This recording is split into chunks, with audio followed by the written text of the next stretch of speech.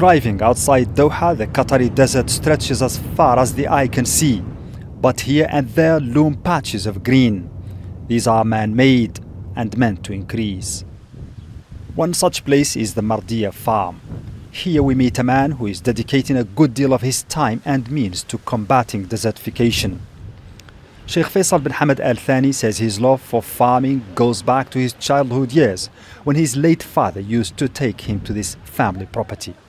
What was just recreation to him back then is now a serious project for the public good. Recently, with the development of farming technologies, we began to adopt sustainability methods, saving underground water and providing things that help preserve the environment. To achieve that, a type of beneficial bacteria is used to improve soil fertility, reduce by 70% the amount of water needed, and help restore the carbon in the air to return it into the soil. This has allowed the growing of vegetables and other plants in a soil that used to be completely barren and unusable.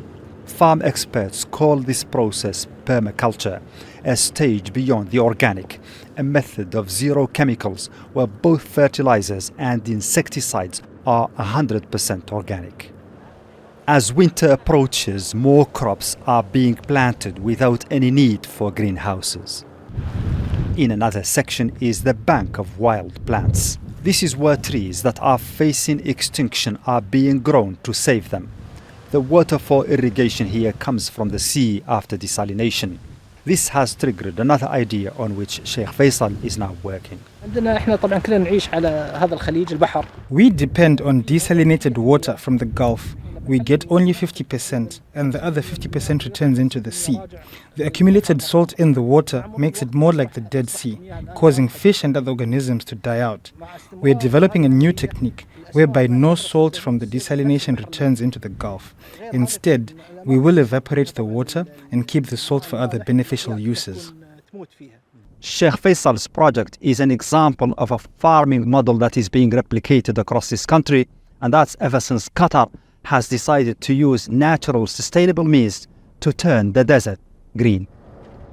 In this framework comes the launch of the Doha Expo 2023, a 6-month-long international event. According to its organizers, it's meant to encourage, inspire, and educate people about cutting-edge methods to lessen desertification.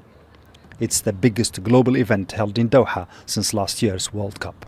It will provide a global forum for professionals, NGOs, and decision-makers to play a significant role in securing a sustainable future. Mohammed, Vall, Jazeera, Doha. Make sure to subscribe to our channel to get the latest news from Al Jazeera.